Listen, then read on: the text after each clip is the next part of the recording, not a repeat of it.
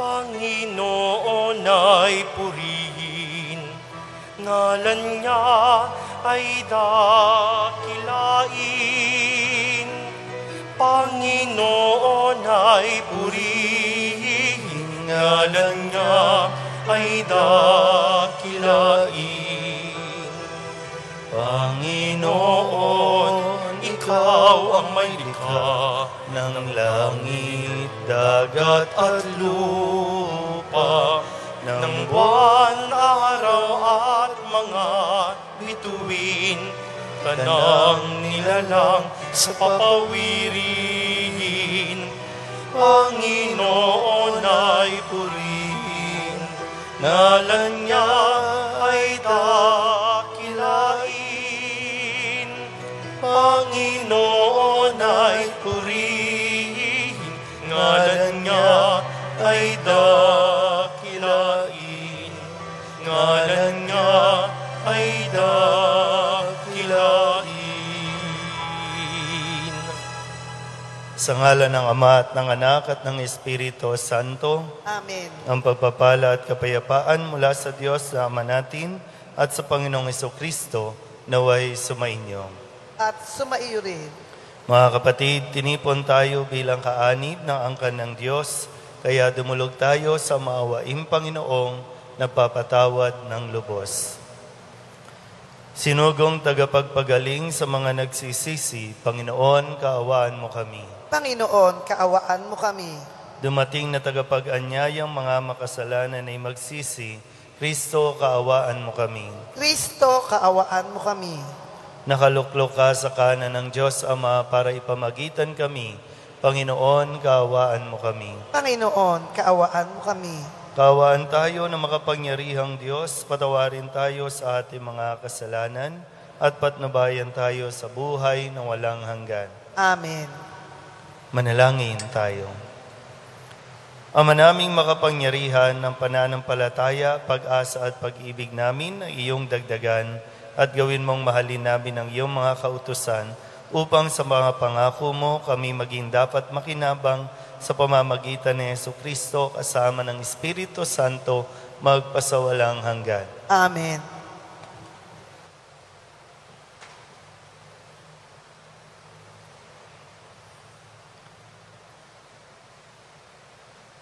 Pagbasa mula sa sulat ni Apostol San Pablo sa mga taga-Roma. Mga kapatid, kung ang Diyos ay panig sa atin, sino ang laban sa atin? Hindi niya ipinagkait ang sarili niyang anak, kundi ibinigay para sa ating lahat. Kung naipagkaloob niya sa atin ang kanyang anak, hindi ba niya ipagkakaloob sa atin ang lahat ng bagay, kasama ang kanyang anak? Sino ang maghaharap ng sakdal laban sa mga hinirang ng Diyos? Gayong ang Diyos ang nagpapawalang sala sa kanila. Sino nga ang hahatol ng kaparusahan? Si Kristo Jesus bang nasa kanan ng Diyos? Siya pa nga ang namatay at muling binuhay at ngayoy namamagitan para sa atin. Sino ang makapaghihiwalay sa atin sa pagmamahal ni Kristo? Ang paghihirap ba? Ang kapighatian? Ang gutom? Ang kahubaran, ang panganib, o ang tabak? Ayon sa nasusulat, alang-alang sa iyo, nanganganib kaming mamatay sa buong maghapon. Ibinibilang kami na mga tupang papatayin. Hindi. Ang lahat ng ito'y kayang-kaya nating pagtagumpayan sa pamamagitan niya na nagmamahal sa atin. Sapagkat natitiyak kong ang kamatayan, ang buhay, ang mga anghel, ang mga pamunuan, ang mga bagay sa kasalukuyan, ang mga bagay na darating, ang mga kapangyarihan, ang kataasan, ang kalaliman, o ang alinmang nilalang ay hindi makapaghihiwalay sa atin sa pag-ibig ng Diyos. Pag-ibig na ipinadama niya sa atin sa pamamagitan ni Kristo Jesus na ating Panginoon. Ang salita ng Diyos. Salamat sa Diyos.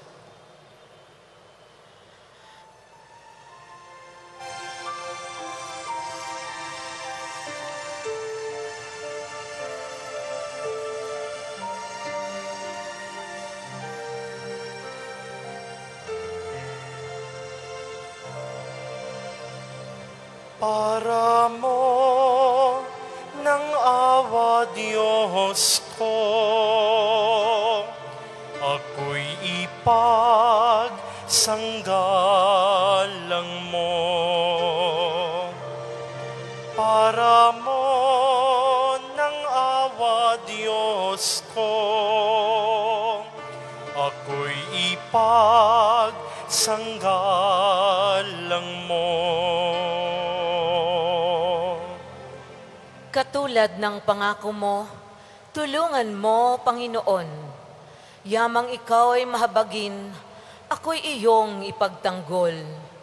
Pagkat ako ay mahirap, laging nangangailangan, labis akong naghihirap sa ganitong kalagayan.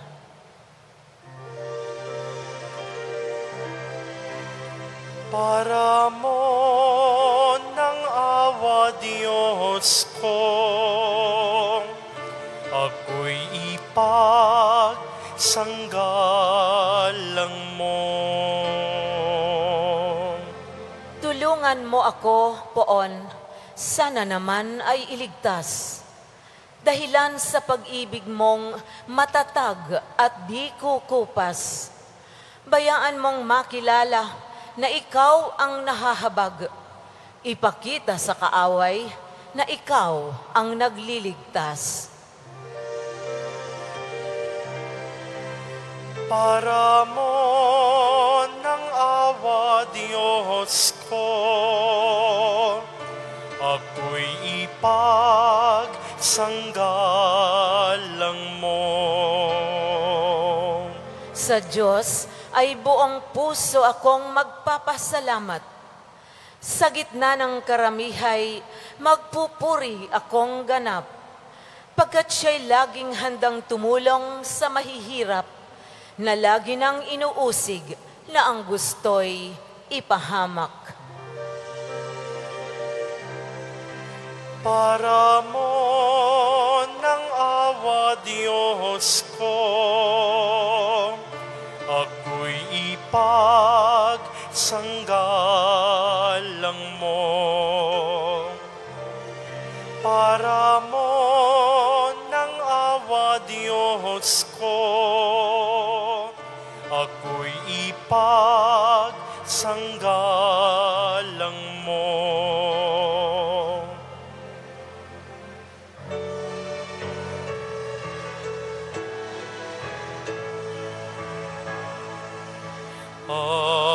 Alleluia, alleluia,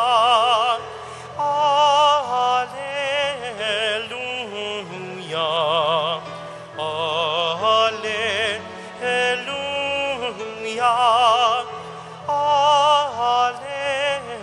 alleluia. Papuri sa Hari natin, na ngayon ay dumarating, kapayapaan ay kamtin. Alleluia, alleluia, alleluia, alleluia.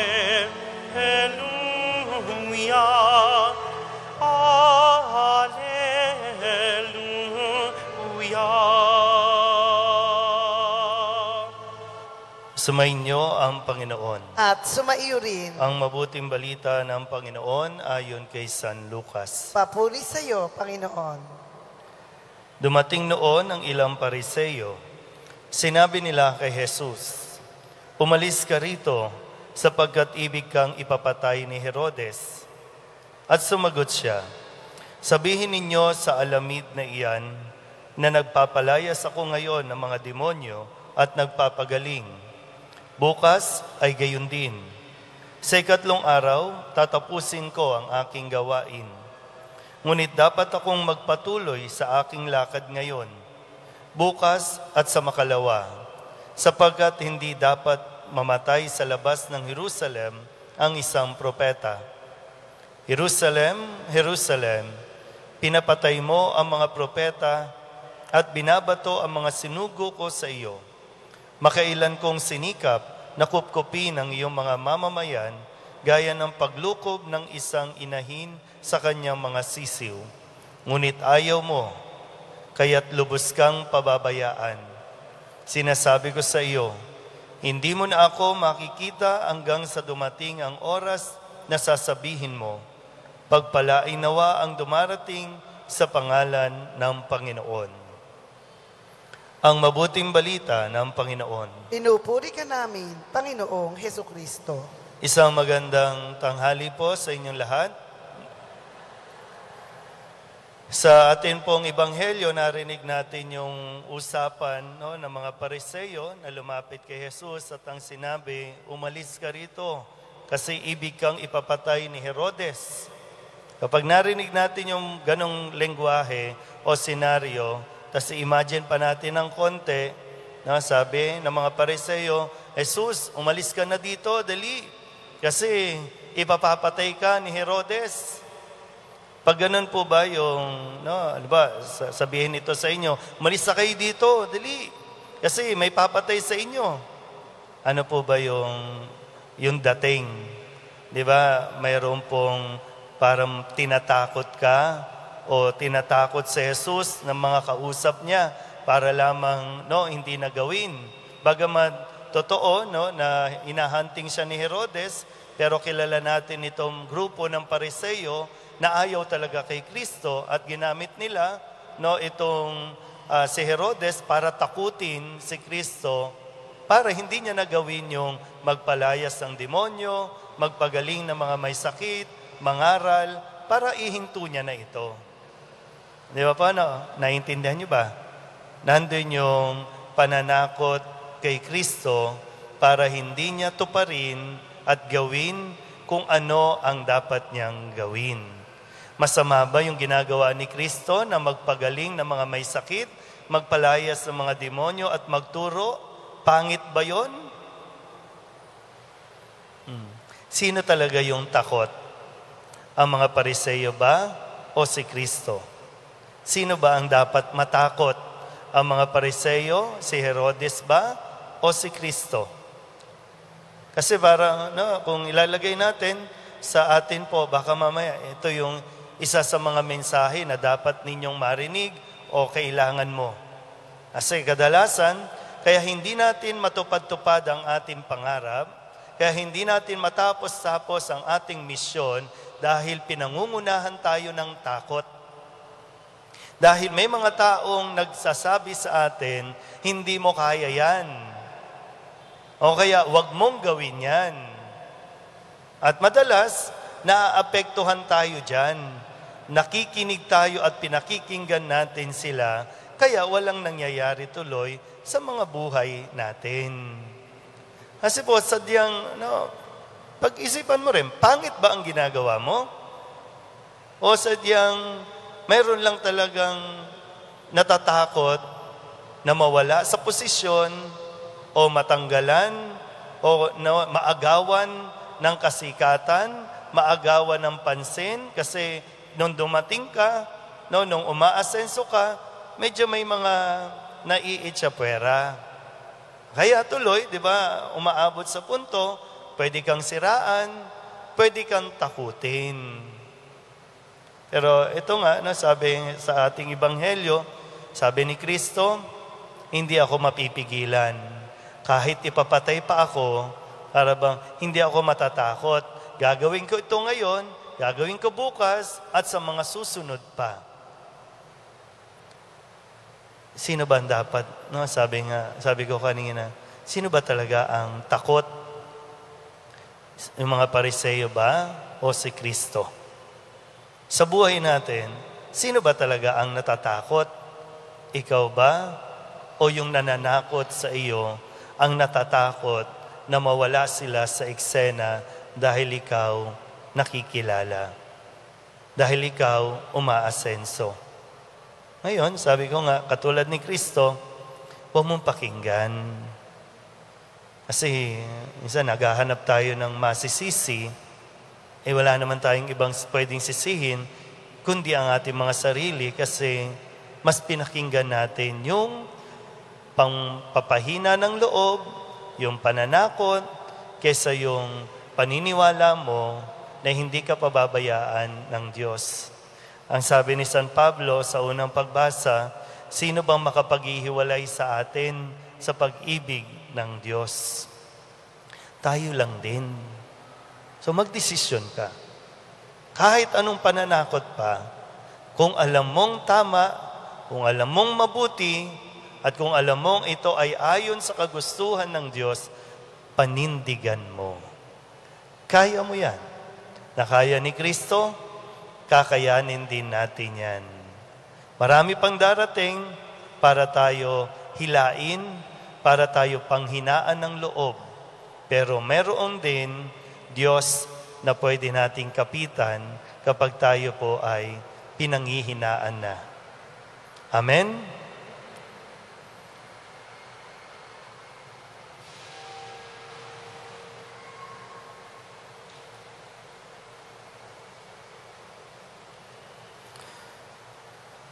Minamahal ko mga kapatid, idalangin natin na maniwala ang lahat ng tao sa ating Diyos na maaasahan.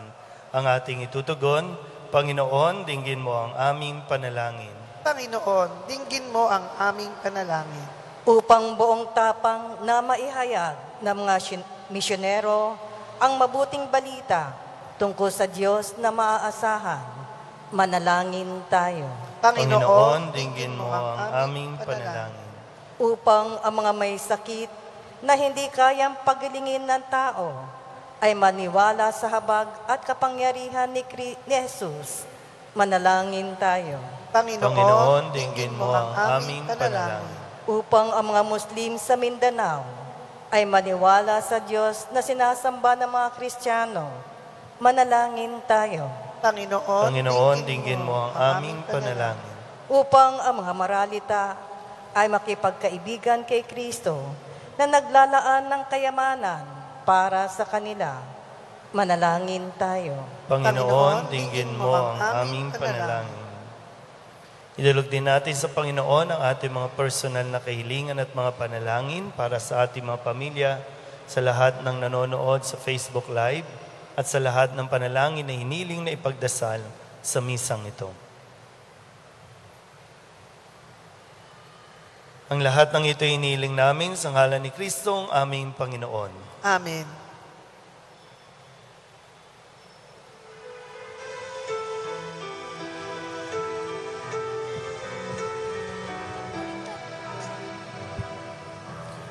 Tinapay na dala, kaloob ng Ama, ang bunga ng gawa, at sa lupa mula ipinagdarasal, tanggapit masbasan. Biyaya mong bigay, gawin niyong katawan. Ang alak na dala, kaloob ng Ama, ang bunga ng gawa, at sa lungag mula ipinagdarasal, tanggapit basbasan. Maging iyong dugo, magligtas sa tanan. Manalangin kayo mga kapatid upang paghahain natin ay kalugdan ng Diyos sa mga makapangyarihan. Tanggapin nawa ng Panginoon itong paghahain sa iyong mga kamay, sa kapurihan niya at karangalan, sa ating kapakinabangan at sa buong sambayanan niyang banal. Ama naming lumikha, tunghayan mo ang mga alay na aming inihahain sa iyong kadakilaan upang ang paglilingkod na aming ginagampanan ay humantong sa iyong lalong ikadarangal sa pamamagitan ni Jesucristo kasama ng Espiritu Santo magpasawalang hanggan. Amen. Sumainyo ang Panginoon. At sumaiyo rin. Itaas sa Diyos ang inyong puso at diwa. Itinaas na namin sa Panginoon. Pasalamatan natin ang Panginoong ating Diyos. Marapat na siya ay pasalamatan. Ama naming makapangyarihan, tunay nga marapat na ikaw ay aming pasalamatan sa iyong paglingap at gagandahang loob. Ang tao'y nilikha mo at pinangangasiwa sa sansinukob. Sa hangad mong siya'y iwastong lubos, siya'y pinagdusa mo sa kanyang pagtalikod. Sa iyong paghihiliw, iyong pinahintulot na makabalik siya sa pamamagitan ni Kristo Jesus. Kaya kaysa ng mga anghel na nagsisiawit ng papuri sa iyo, nang walang humpay sa kalangitan, kami nagbubunyi sa iyong kadakilaan.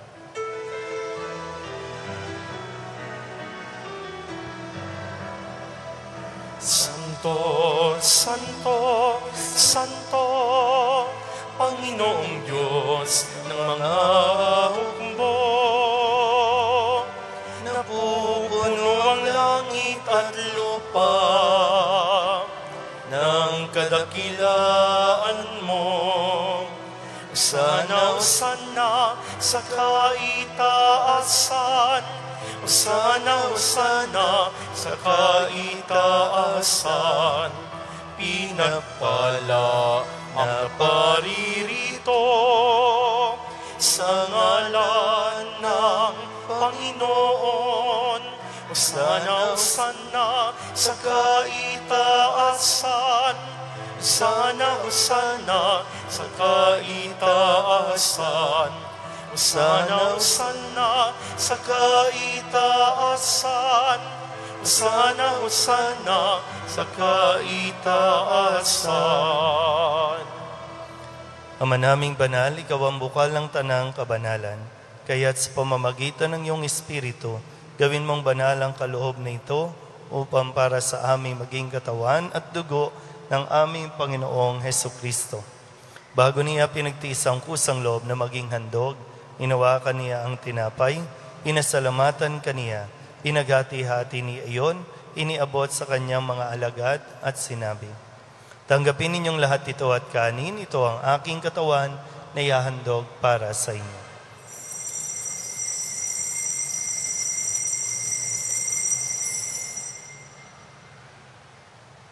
Gayun din naman ang matapos ang hapunan, hinawakan niya ang kalis, muli kaniyang pinasalamatan. Iniabot niya ang kalis sa kanyang mga alagad at sinabi, tanggapin ninyong lahat ito at inumin. Ito ang kalis ng aking dugo ng bago at walang hanggang tipan. Ang aking dugo na ibubuhos para sa inyo at para sa lahat sa ipagpapatawad ng mga kasalanan. Gawin ninyo ito sa pag-alaala sa akin.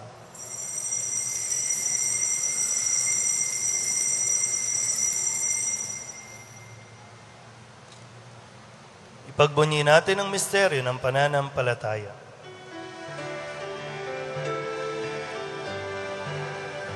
Aming ipinahayag na namatay ang iyong anak, na buhay bilang Mesiyas at magbabalik sa wakas para mahayag sa lahat.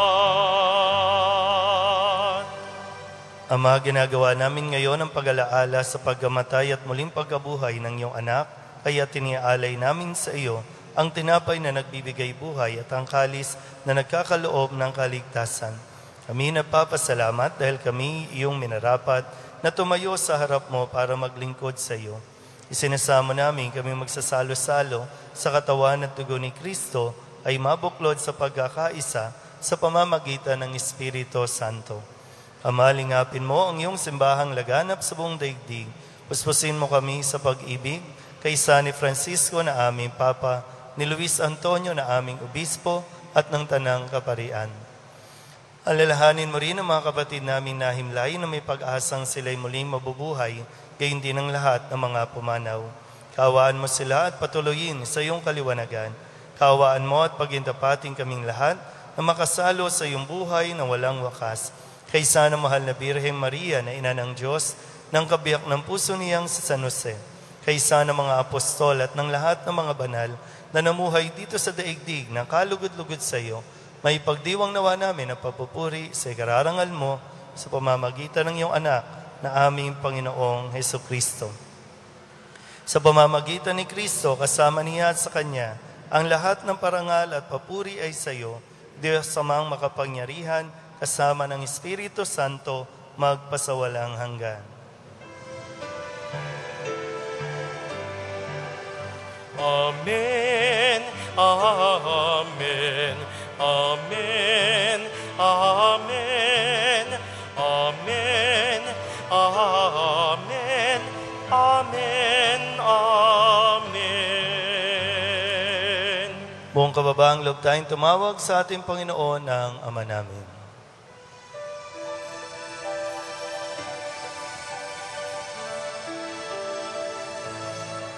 Ama namin, sumasalangit ka, sambahin ang ngalan mo. Mapasa amin ang kaharian mo, sundin ang loob mo. Sa lupa para ng sa langit, bigyan mo po kami ngayon ng aming kakanin sa araw-araw at patawarin mo kami sa aming mga sala para ng pagpapatawad namin sa nagkakasala sa amin. At huwag mo kaming ipahintulot sa tukso, at iadya mo kami sa lahat ng masama.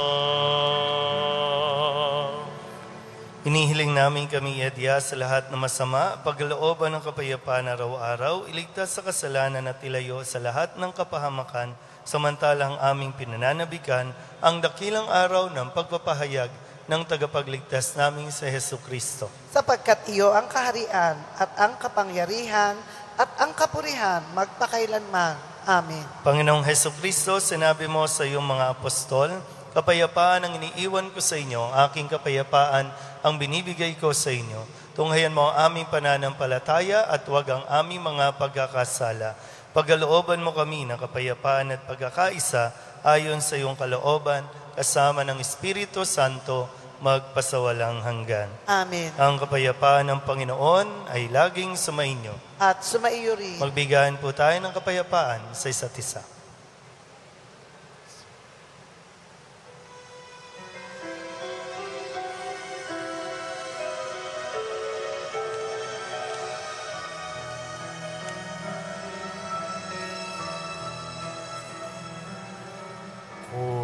Kordero ng Diyos na nag-aalis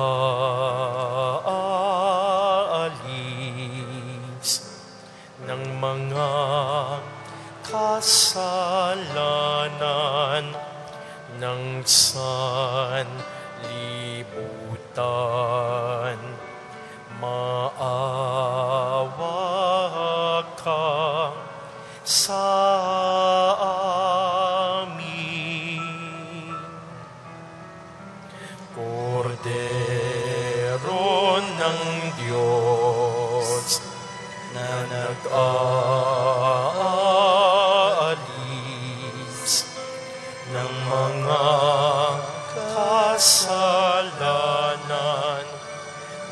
sanlibutan. Maawa ka sa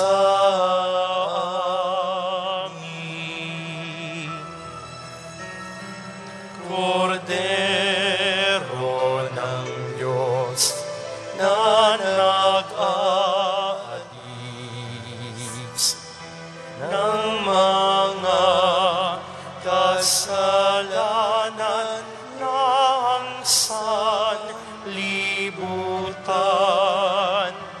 ipagkaloob mo sa amin ang kapayapaan.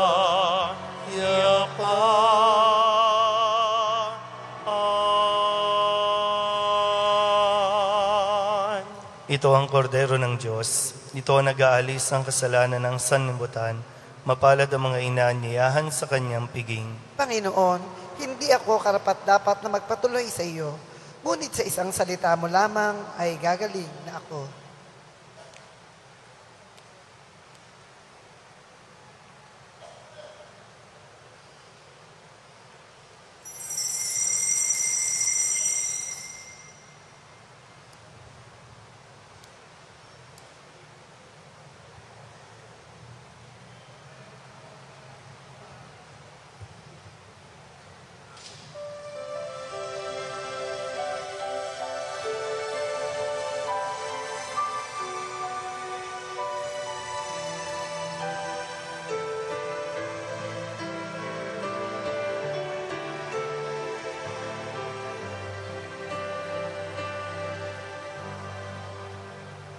Ang Panginoon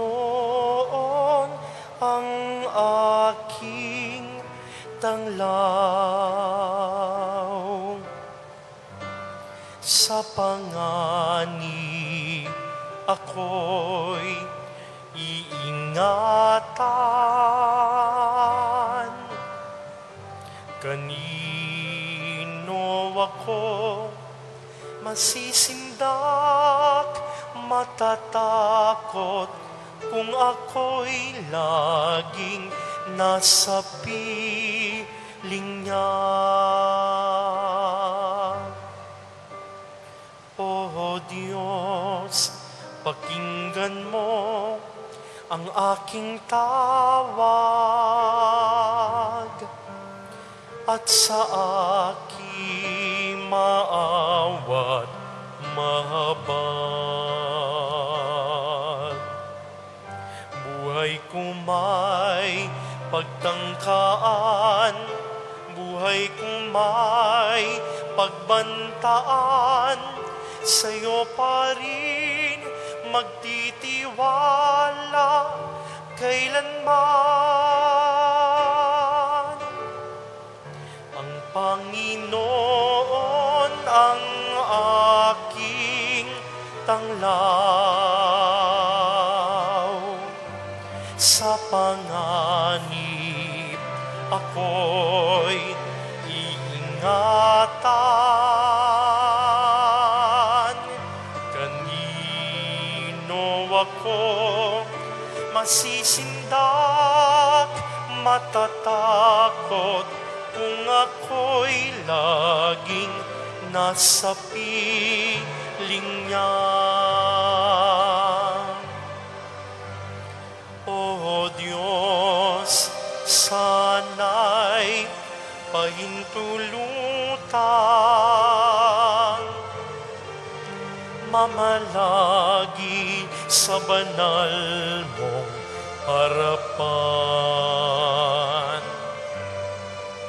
Ang tinig mo'y mapakinggan, pag-ibig mo'y maramdaman, kadakilaat mo't ganda'y masaksihan. Ang Panginoon ang aking tanglaw. Sa panganib ako'y iingatan.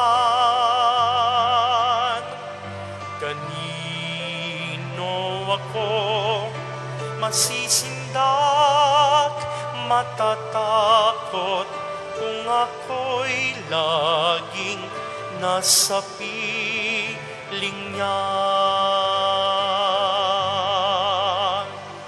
Kanino ako masisindak, matatakot kung ako'y laging nasa piling niya.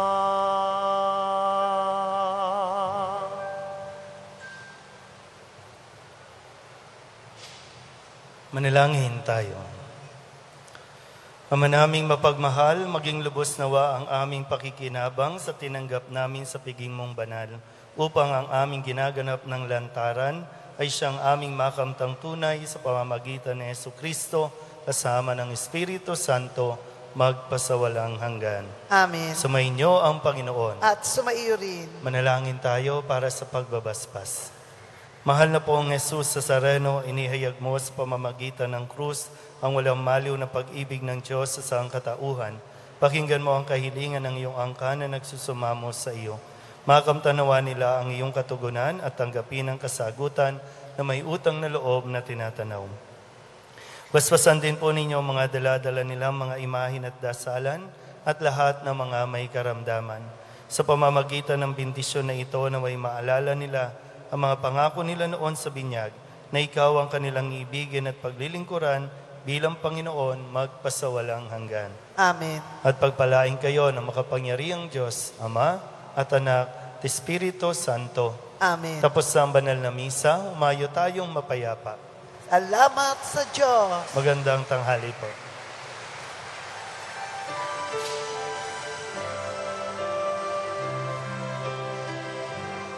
Nuestro Padre Jesus Nazareno, sinasamba ka namin.